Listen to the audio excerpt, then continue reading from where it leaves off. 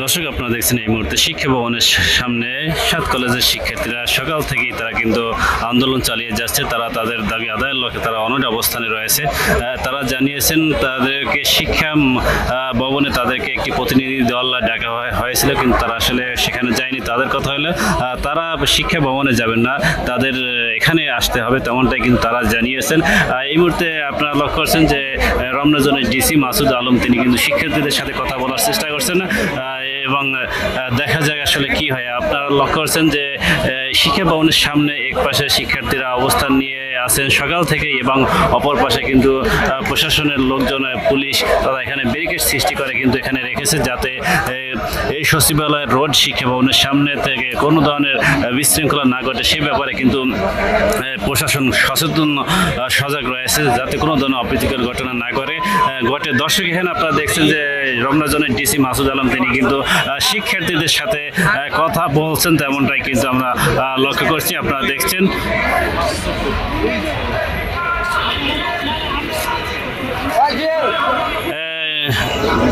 সাত কলেজের শিক্ষার্থীরা সকাল 11টা থেকে কিন্তু এই শিক্ষা ভবনের সামনে তারা অবস্থান নিয়ে আছেন। তাদের অধ্যাদেশ জারির দাবিতে তারা কিন্তু এক দফা দাবিতে তারা কিন্তু এখানে অনড় অবস্থানে রয়েছে। বিগত দিনে কিন্তু 7 কলেজ তাদের দাবি দেওয়া আন্দোলন চালিয়ে যাচ্ছে এবং তাদের যে অধ্যাদেশ জারি হওয়ার কথা ছিল সেটা হয়নি, সেজন্য তারা কিন্তু অনেকেই এখানে তারা বিভিন্নভাবে মতামত প্রকাশ করেছেন, যেটা আসলে কোনোভাবেই কাম্য নয়। সেটা তারা জানিয়েছেন যে 7 কলেজের শিক্ষার্থীদের জন্য তাদের যে একটি বিশ্ববিদ্যালয় করার কথা রয়েছে সেটি দ্রুত বাস্তবায়ন করার জন্য তারা কিন্তু জোর তাগিদ দিয়েছেন।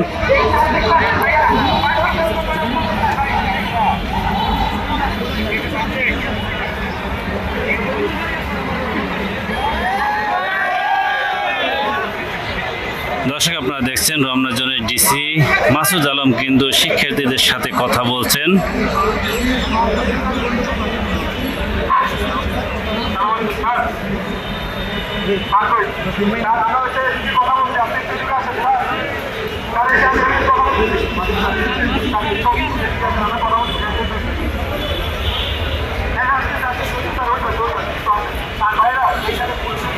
দর্শক, আমরা লক্ষ্য করছি যে এখানে শিক্ষার্থীরা রমনা জোনের ডিসি মাসুদ আলমের সাথে কথা বলার জন্য আগ্রহ প্রকাশ করছে এবং তিনি পাশে আসছেন তাদের সাথে কথা বলার জন্য, তেমনটাই কিন্তু আমরা লক্ষ্য করছি।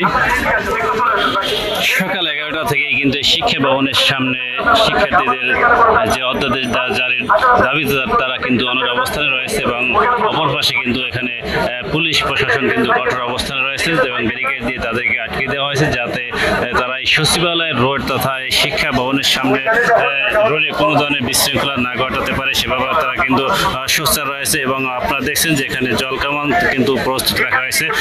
শিক্ষার্থীরা রমনা জোনের ডিসি মাসুদ আলমের সাথে কথা বলার আকাঙ্ক্ষা তারা প্রকাশ করছে এবং তিনি তাদের কথা শোনার জন্য কিন্তু